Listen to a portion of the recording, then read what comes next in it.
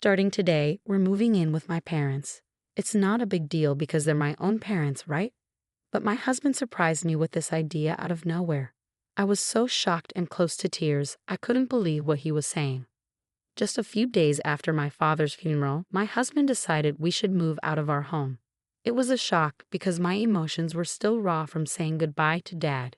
He didn't seem to understand my grief and chose our new place without asking how I felt.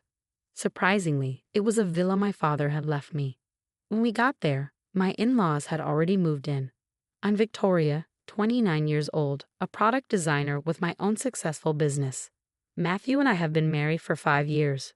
My career is going great, and I'm financially stable enough to own our apartment. Throughout our relationship, my husband felt insecure because I earned more than him. Instead of being happy for me, he saw it as a competition, acting immaturely and choosing rivalry over support. I had hoped for his understanding during this tough time, but instead, our new home felt like a battleground of emotions. My father used to tell me not to worry about him and to focus on my marriage, but I believed it was important to spend time with him while we could. As time went on, I found it hard to hide my frustration with my husband. In the beginning, our love was strong, and we were happy together. But his insensitive remarks about my father's illness changed everything. It was difficult to accept this new side of him. My husband and I both worked from home, but he thought having me around was distracting, so I rented an office space and started commuting. It was convenient because it was on my way to the hospital where my father was being treated. Meanwhile, my husband stayed home all day and left all the chores to me. Juggling work, taking care of my father, and managing the house wore me out. Every day, I came home to find a mess and dirty dishes left by my husband. He seemed oblivious to my exhaustion and lived selfishly. Living with him made me realize he lacked empathy, leaving me feeling terribly alone. Then my father passed away. We had sold our family home as we had discussed with him. Despite being busy with funeral arrangements, my husband seemed distant, often on his phone or disappearing altogether. "Matthew, please help me, especially now," I begged, but he just got another work call. After hanging up, he laughed about all the calls he was getting. My anger and disappointment towards him grew deeper, especially with the sudden loss of my father. He became even colder, and I felt overwhelmingly sad. On the day of the funeral, he spent a long time talking to his parents away from everyone else. When they returned, they were smirking, which made me feel more isolated as others noticed their behavior. Despite everything, the cremation, burial, and inheritance processes went smoothly and the funeral ended well. After my father's death, my husband casually suggested, "Let's move in with my parents starting today.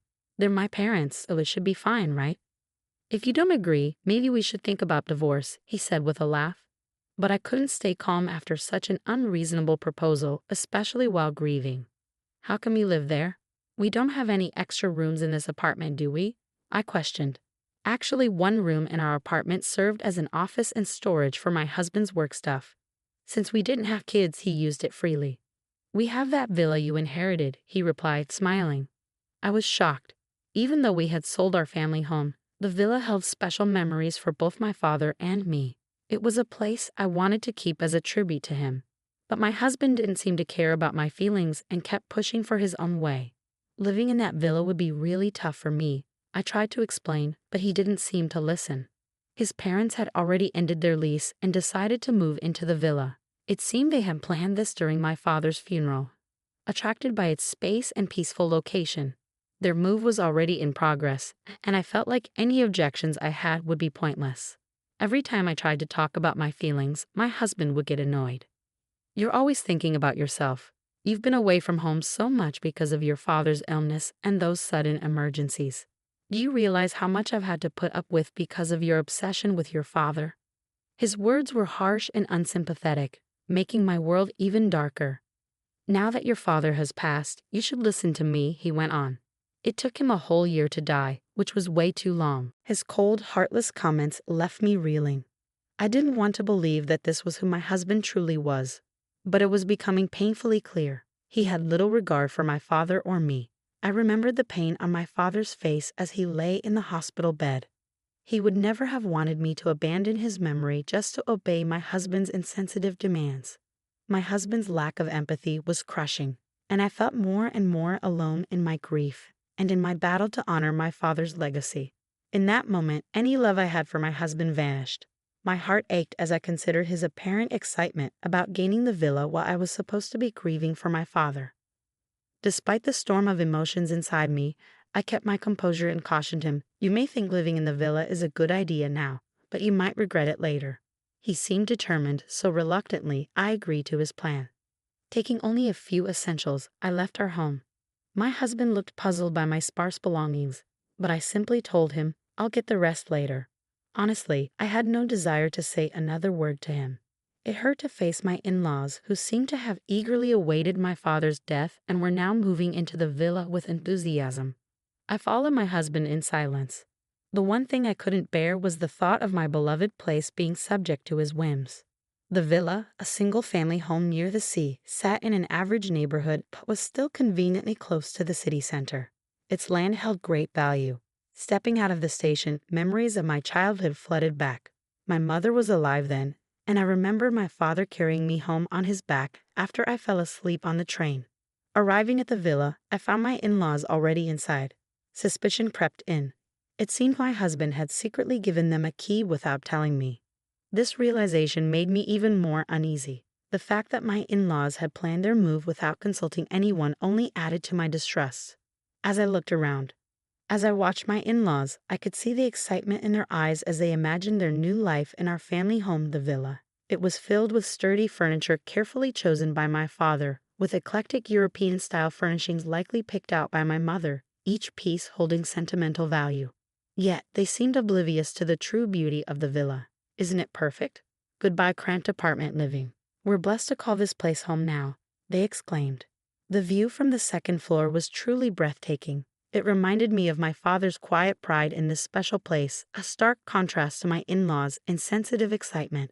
Amid their excitement over what they dubbed the marvelous House of Secrets, my husband and his parents' enthusiastic comments only grated on my nerves. It seemed they were completely ignoring the emotional weight of my father's passing, treating the villa as nothing more than a fortunate inheritance. The location and the house are both flawless. "We're lucky your father left us this magnificent villa. We owe him our thanks," my husband remarked thoughtlessly, sharing laughs with his parents as they cracked open beers to celebrate their new living situation. As I prepared snacks for them, cherished memories of moments spent with my parents around the dining table felt overshadowed and tainted by the current atmosphere. I chose to bury my emotions and soldier through the night. The next morning, the mood was abruptly shattered by my mother-in-law's piercing scream echoing through the villa. As I hurried to see what had happened, I found her on the bathroom floor, gripping her foot with a panicked expression. "The floor just gave way under me," she gasped, still shaken from the shock. My husband and father-in-law looked puzzled. "The floor seems fine. You probably just slipped," they suggested casually, brushing off her concerns. They examined the area she pointed to, but the floorboards appeared smooth and perfectly aligned. However, she insisted, "I'm certain the floor collapsed." As they continued their cursory inspection, I intervened. "Have you tried stepping on that slightly different colored part of the floor?" I asked, surprised. They all focused on the spot I indicated. Stepping forward, I pressed down on the discolored section with my slippered foot, and immediately the floorboard made a distinct sound and slightly sank. But the moment I lifted my foot, it snapped back into place. "What was that?" they exclaimed simultaneously. If someone stepped on it without knowing, they'd think a floor had collapsed. "Look, the floor sinks a bit. It's like a trap," I clarified. "That's dangerous. Is there something wrong with this house?" They reacted, suddenly concerned. Their previous disregard for the sentimental value of the villa to me seemed momentarily forgotten as they faced the unexpected reality of its physical quirks. I calmly explained the situation, and they all looked at me with surprise and skepticism. "It's not a flaw," I assured them. "My father deliberately installed these features. This house is what you might call a mechanical mansion or a trick house." "Why would he do that?" they asked, perplexed. "Well, my father was a huge fan of ninjas. He invested a lot of time and money in this villa, which was not only his pride and joy, but also a showcase of his creativity," I explained. "As a child, I often came here while he worked on the house's mechanisms or added new ones. That's why the villa is full of traps and clever contraptions, like a shelf you shouldn't touch, a floorboard that drops when stepped on, a door that only opens in a specific sequence, hidden doors, and even secret rooms. This house is a reflection of my father's dreams and his inventive spirit developed over many years. Of course, this place is familiar to me, having visited since childhood and learned from my father how to navigate all these traps. I have no trouble with them. But it's a different story for my husband and in-laws who are unfamiliar with it. I warned you that living in this villa would be challenging. I also mentioned it's a place filled with my father's memories. My father's fascination with ninja gadgets was widely known among our relatives. What surprised me was that my husband and his parents had been oblivious to it. At first, my husband claimed he hadn't heard about it, but now he was speechless. My in-laws were equally taken aback by this revelation. With our apartment lease already canceled and nowhere else to go, they looked to my husband for guidance. Amid their confusion, both my father-in-law and husband accidentally triggered another trap, causing them to tumble. Seeing them sprawled on the ground, I couldn't help but chuckle. "Feel free to stay as long as you like," I said, my tone more sarcastic than sincere. They had been enchanted by the villa's luxury, ignoring my warnings and showing no interest in my father's hobbies. Now their oversight was catching up with them. Even my explanations about the trap dangers seemed to go unheard. "This won't be a problem. We'll adjust," my husband replied, trying to sound confident. I smiled knowingly, understanding his attempt but also aware of the challenges they would face in a house filled with my father's intricate contraptions. I informed them that I would return to the apartment to prepare for our move.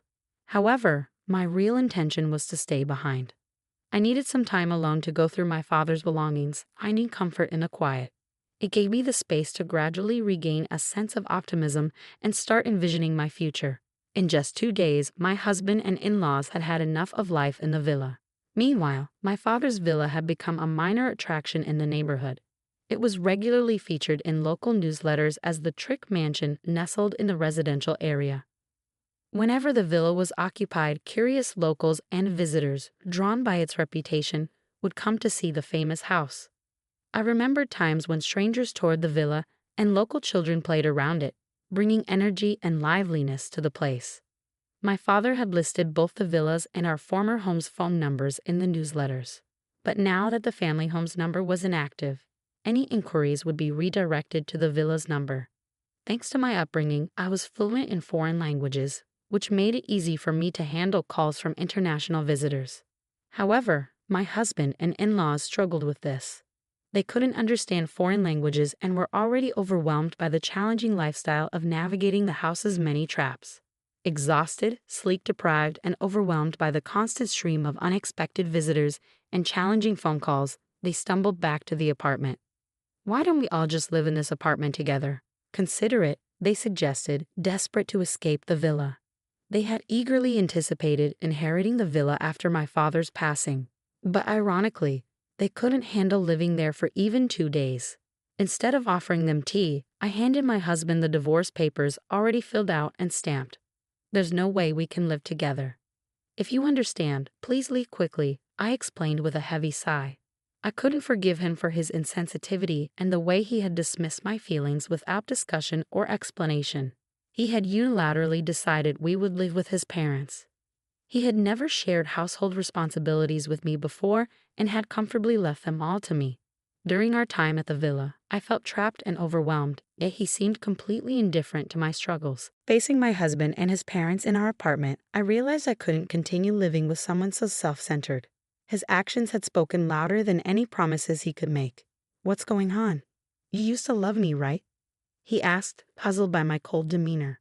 I couldn't help but scoff at his naive question. How can I love someone who secretly wished for my father's death and celebrated when he passed? I replied, my voice steady and unwavering. I handed him the divorce papers and firmly instructed all 3 of them to leave the apartment. "First of all, this is my apartment. If anyone should leave, it's you," I asserted. When my husband raised his voice, disregarding the disturbance it caused our neighbors, I reminded him calmly, "Victoria, I'll call the police for trespassing if you don't leave quietly. Remember, this apartment is in my name." They fell silent, realizing the seriousness of the situation. They had relied on me for financial support, and now, with little of their own, they faced a harsh reality. Determined to cut ties before they could start their lengthy persuasions, I watched them leave. Neither my husband nor my in-laws had much in savings. After being kicked out of the apartment and unable to return to the villa, They ended up in a cheap, low-quality apartment, struggling to get by. The old apartment was so much better, they often complained. Initially, my husband felt guilty and apologized repeatedly. However, as time passed, his guilt turned into resentment towards his parents. Because of their age, they didn't work much, and their attempts were short-lived. Eventually, they used up all their savings and pension.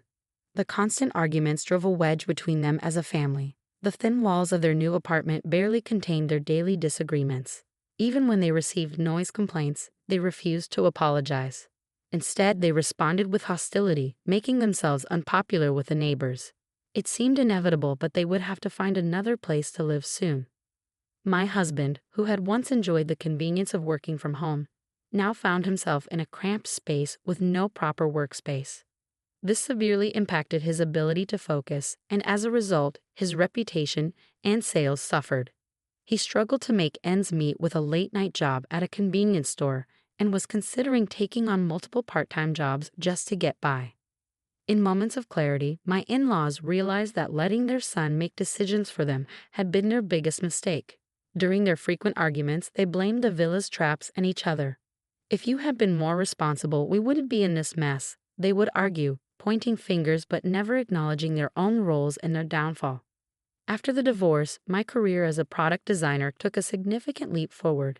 To cope with the grief of my father's passing and the chaos that ensued, I poured my creativity into designing with a unique twist, incorporating ninja-inspired elements inspired by my father's interests. I shared these designs on social media, where they quickly gained popularity. To my surprise, a major cosmetics company reached out, intrigued by my designs. They wanted me to create packaging with an Asian flair, incorporating ninja themes. Embracing the project, I saw it as a way to honor my father's memory. It turned out to be a huge success, propelling my career to new heights. I found solace in sharing updates at my parents' graves, telling them about my achievements and how their legacy continued to inspire my work. I decided to keep the villa, transforming it into a unique mechanical house filled with memories of my father. I organized tours and made slight adjustments to ensure it was safe for visitors, allowing locals and tourists to explore and enjoy it for free. Before long, the house garnered significant media attention. The income from this exposure was invaluable, helping to cover its maintenance costs. Moreover, articles about the house were translated into different languages, garnering support from international fans, including elderly enthusiasts who shared my father's passion for ninjas. I devoted myself to maintaining this enchanting place. The mechanical house buzzed with activity, especially popular among local children. "Is this the famous mechanical house?